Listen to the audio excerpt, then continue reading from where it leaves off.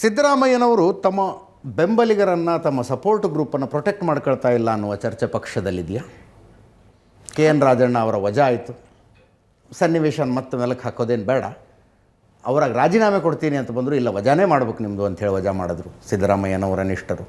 RCB ಕಾಲು ತುಳಿತ ಆಗುತ್ತೆ, ಯಾರ್ಯಾರು ತಲೆದಂಡ ಆಯಿತು ಅಂತ ನೋಡಿದರೆ ಸಿದ್ದರಾಮಯ್ಯನವರ ನಿಷ್ಠರದ್ದು. ದಾವಣಗೆರೆ ದಕ್ಷಿಣದ ಗೊಂದಲ ತಲೆದಂಡ ಆಗಿದ್ದು ಸಿದ್ದರಾಮಯ್ಯನವರ ನಿಷ್ಠರದ್ದು. ತಮ್ಮನ್ನು ಬೆಂಬಲಿಸುವವರನ್ನು ಸಿದ್ದರಾಮಯ್ಯನವರು ಪ್ರೊಟೆಕ್ಟ್ ಮಾಡ್ತಿಲ್ವಾ? ಸಿದ್ದರಾಮಯ್ಯನವರು ಈಗ ಹೊರಗೆ ಏನು ಕಾಣುತ್ತೆ ಬೇರೆ ಥರ. ಓಕೆ.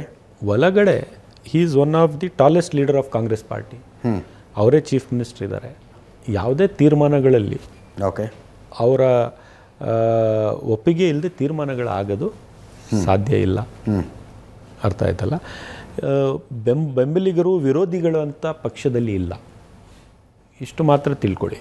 ಯಾರೇ ಇನ್ಕ್ಲೂಡಿಂಗ್ DK ಶಿವಕುಮಾರ್ ಅವರು ಏನು ಹೇಳಿದ್ದಾರೆ, he is my chief minister, my leader ಅಂತ ಹೇಳಿದ್ದಾರೆ. ಅವರ ಆಸ್ಪಿರೇಷನ್ ಬೇರೆ. ಓಕೆ. ಬಟ್ ಆಸ್ಪಿರೇಷನ್ ಇದೆ ಅಂತ ಅವ್ರ ವಿರುದ್ಧವಾಗಿ, ವೈಯಕ್ತಿಕವಾಗಿ ಅವ್ರ ವಿರುದ್ಧ ಇಲ್ಲ, ಸಿದ್ದರಾಮಯ್ಯನವ್ರ ವಿರುದ್ಧ ಇಲ್ಲ, DK ಅವರು ಕೂಡ ಅಥವಾ ಬೇರೆಯವರು ಕೂಡ. ಸೊ ನನಗೆ ಅನ್ಸೋದು ಸಿದ್ದರಾಮಯ್ಯ ಅವ್ರನ್ನ ಬಿಂಬಿಸೋದೇ ವೀಕ್ ಅಂತ, ಅದು ತಪ್ಪು. ಸಿದ್ದರಾಮಯ್ಯವರು ಅವರ ರಾಜಕಾರಣದ ಹಾದಿನೇ ಅವ್ರು ಭಾಳ ಮುಂದೆ ಬಂದು ಭಾಳ ಸ್ಟ್ರಾಂಗ್ ಡಿಸಿಷನ್ ಮಾಡ್ತಕ್ಕಂಥವ್ರು, ತೀರ್ಮಾನಗಳು ಮಾಡ್ತಕ್ಕಂಥವ್ರು. ಅನ್ಅಪಾಲಜೆಟಿಕ್ ಅವರ ಪಬ್ಲಿಕ್ ನಡವಳಿಕೆ ಅಲ್ಲ. ಸೊ ನನಗೆ ಅನಿಸೋದಿಲ್ಲ, ಯಾಕಂದರೆ ನಾನು ಕೂಡ ಅವ್ರಿಗೆ ಭಾಳ ಹತ್ತಿರದಿಂದ ನೋಡ್ಕೊಂಡು ಬರ್ತಾ ಇದ್ದೇನೆ. He is as strong as before ಅಂತ ನನಗೆ ಅನಿಸುತ್ತೆ. ಓಕೆ. ನೀವು ಕೂತ್ಕೊಂಡ್ರೆ ಚೇರಲ್ಲಿ CT ರವಿ ಅವರು ಕೂತ್ಕೊಂಡಿದ್ರು, ಇದೇ ಪ್ರಶ್ನೆ ಕೇಳಿದೆ, ನೀವು ಯಾಕೆ ಮುಸ್ಲಿಮರಿಗೆ ಓಟ್ ಕೊಡೋದಿಲ್ಲ ಅಂತ. ಅವ್ರು ಹೇಳಿದ್ರು, ಯಾವ ಬ್ಯಾಂಕ್ನಲ್ಲಿ ಡೆಪಾಸಿಟ್ ಇಟ್ಟಿರ್ತಾರೋ ಆ ಬ್ಯಾಂಕಿಗೆ ಚೆಕ್ ಕೊಟ್ಟರೆ ಕ್ಯಾಶ್ ಆಗುತ್ತೆ, ಬೇರೆ ಬ್ಯಾಂಕಿಗೆ ಕೊಟ್ಟರೆ ಹೆಂಗೆ ಚೆಕ್ ಕ್ಯಾಶ್ ಆಗುತ್ತದು ಅಂತ. ಕರೆಕ್ಟ್.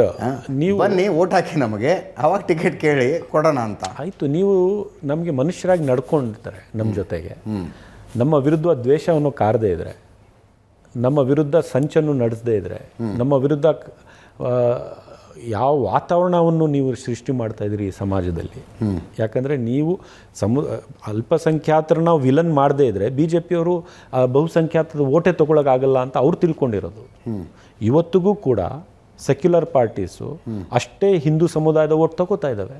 ಏನು ದ್ವೇಷ ಮಾಡಿ ತಗೋತಾ ಇದ್ದೀವಾ? ಮತ್ತೆ ಹೆಂಗೆ BJPಯವರು ಒಂದರ ನಂತರ ರಾಜ್ಯಗಳನ್ನು ಗೆದ್ಕೋತಾ ಇದ್ದಾರೆ? ಹೌದು, SIR ಮೂಲಕ ಗೆಲ್ತ್ಕೋತಾವ್ರೆ. ಓಕೆ. ಆಸಾಮಲ್ಲಿ, ಬೆಂಗಾಲಲ್ಲಿ SIR ಮಾಡದೇ ಕೇರಳದಲ್ಲೂ ಕೇಳಿ, ಇಲ್ಲಿ ಕೇರಳದಲ್ಲಿ ನೀವು ಗೆದ್ದಿದ್ದೀರಿ. ಹೌದು. ತಮಿಳುನಾಡಿನಲ್ಲಿ ವಿಜಯ್ ಗೆದ್ದಿದ್ದಾರೆ. ತಮಿಳುನಾಡು ಒಂದು ಸ್ಥಾನ ಸರ್. ಹೌದು. ಇನ್ನು BJP ಪೆನಿಟ್ರೇಟ್ ಆಗಿಲ್ಲ. ಯಾವ ರಾಜ್ಯದಲ್ಲಿ BJP ಪೆನಿಟ್ರೇಟ್ ಆಗಿದೆ, ಓಕೆ, ಅಲ್ಲಿ ಇಡೀ ಸಮಾಜವನ್ನು ಕೋಮುವಾದಿ ಭಾವನೆಗಳಿಂದ ಪೋಲರೈಸ್ ಮಾಡಿ ಸಮುದಾಯದ ನಡುವೆ ಒಂದು ದೊಡ್ಡ ಜಗಳ ತಂದಿಟ್ಟು ಓಕೆ ಮಾಡಿರ್ತಕ್ಕಂಥ ನಿದರ್ಶನ. ತಮಿಳುನಾಡಲ್ಲಿ ಅದು ಇನ್ನೂ ಆ ಸಮಾಜ ಬಿಡ್ತಾ ಇಲ್ಲ ಒಳಗಡೆ ಬರೋಕ್ಕೆ, ಕೇರಳದಲ್ಲಿ ಬಿಡ್ತಾ ಇಲ್ಲ ಒಳಗಡೆ ಬರೋಕ್ಕೆ. ಆದರೆ ಬೆಂಗಾಲಲ್ಲಿ ಅವ್ರು ಪೆನಿಟ್ರೇಟ್ ಆಗಿದ್ದಾರೆ, ಓಕೆ, ಆಸಾಮಲ್ಲಿ ಪೆನಿಟ್ರೇಟ್ ಆಗಿದ್ದಾರೆ.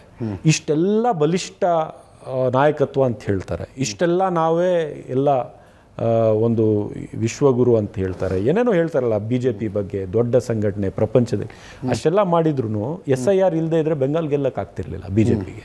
ಸೊ ಅಲ್ಲಿ ಕಾರಣ ಆಗಿಲ್ಲ, ಅಲ್ಲಿನ ಅಕ್ರಮ ವಲಸೆ ಕಾರಣ ಆಗಿಲ್ಲ.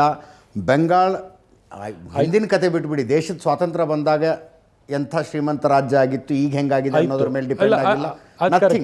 SIR ನಿಂದ ಗೆದ್ದಿದ್ದಾರೆ. No yes, anti incumbency is a factor. ಹಿಂದೆನೂ ಇತ್ತು ಫ್ಯಾಕ್ಟರ್, ಆದರೂ ಓವರ್ಕಮ್ ಮಾಡಿದರು ಮಮತಾ.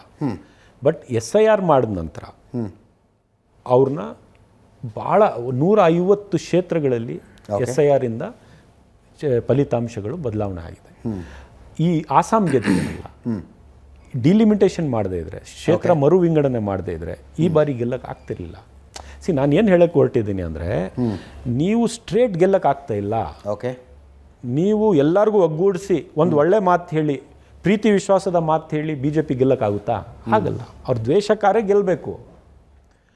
ಆದರೂ ಸಹ ಇಷ್ಟೆಲ್ಲ ಶಕ್ತಿ ಇದ್ರೂ ಸಹ, ಇಷ್ಟೆಲ್ಲ ಅವರ ಕಂಟ್ರೋಲಲ್ಲಿ ಇಡೀ ಕೇಂದ್ರ ಸರ್ಕಾರ ಅವ್ರದ್ದು, ಇಡೀ ವ್ಯವಸ್ಥೆ ಅವ್ರದ್ದೇ. ಎಲೆಕ್ಷನ್ ಕಮಿಷನಲ್ಲೂ ಕೂಡ ಯಾವ ಎಲೆಕ್ಷನ್ ಕಮಿಷನರು ಈ ಥರ ನಡ್ಕೊಂಡಿಲ್ಲ ಬೆಂಗಾಲಲ್ಲಿ ನಾವು ಈ ಬಾರಿ ನೋಡಿದ್ದೀವಲ್ಲ. ಓಕೆ, ಒಂದು ರಾಜಕೀಯ ಪಕ್ಷಕ್ಕೆ ನೀವು ಕೇರ್ಫುಲ್ ಆಗಿರಿ ಅಂತ ಒಂದು ಪಕ್ಷದ ಹೆಸರು ತಗೊಂಡು ಹೇಳ್ತಕ್ಕಂಥದ್ದು, ವಾರ್ನಿಂಗ್ ಮಾಡ್ತಕ್ಕಂಥದ್ದು, ನಿಮ್ಗೆ ಗೊತ್ತಾ CRPF ಈಗ ಇದು ಹಾಕಿದಾರಲ್ಲ ಅಲ್ಲಿ ಕೇಂದ್ರದಿಂದ ಹೌದು. ಸೆಕ್ಯೂರಿಟಿ ಫೋರ್ಸಸ್ 2500 ತುಕಡಿಗಳು ಹಾಕಿರೋದು. ಅಂದರೆ 2,40,000 ಜನ ಹಾಕಿ ಹೌದು ನೀವು ಅಲ್ಲಿ ಚುನಾವಣೆ ಮಾಡಿರೋದು. ಓಕೆ. ಪ್ರತಿಯೊಂದು ಕಾರ್ಯಕರ್ತನ ಜೊತೆಗೆ CRPF ಕಳಿಸಿ ವೋಟರ್ಸ್ನ ಯಾವ ರೀತಿ ಮಾತಾಡಿದ್ದಾರೆ ಅಂತ ಅಲ್ಲಿನ ಜನರು ಕೇಳಿ. ನೀವು ನಾನೇನು ಹೇಳ್ತಾ ಇದ್ದೀನಿ, ನೀವು ಓಟ್ ಹಾಕಿಸ್ತಿದ್ದಾರೆ ಅಂತೀರಾ ನೀವು? ಅಲ್ಲ, ಅಲ್ಲಿ ನಿಂತ್ಕೊಂಡು ಎದುರಿಸಿದ್ದಾರೆ.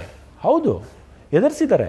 ನೀವು ನಾನೇನು ಹೇಳ್ತಾ ಇದ್ದೀನಿ, ನೀವು ರಾಜಕಾರಣ ಅಂತಲೇ ಹೇಳ್ಬೋದು ಅದಕ್ಕೆ. ಆಯ್ತಪ್ಪ, ನಮ್ಮ ಹತ್ರ ಇದೆ, ನಾವು ರಾಜಕಾರಣ ಮಾಡಿದ್ದೀವಿ ಅಂತ. ಅಲ್ಲ, ಆದರೆ ತಪ್ಪಾಗುತ್ತೆ.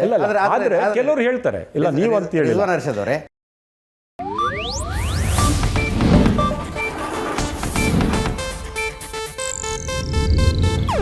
ಇದು ಏಷ್ಯಾನೆಟ್ ನ್ಯೂಸ್ ನೆಟ್ವರ್ಕ್ ಪ್ರಸ್ತುತಿ.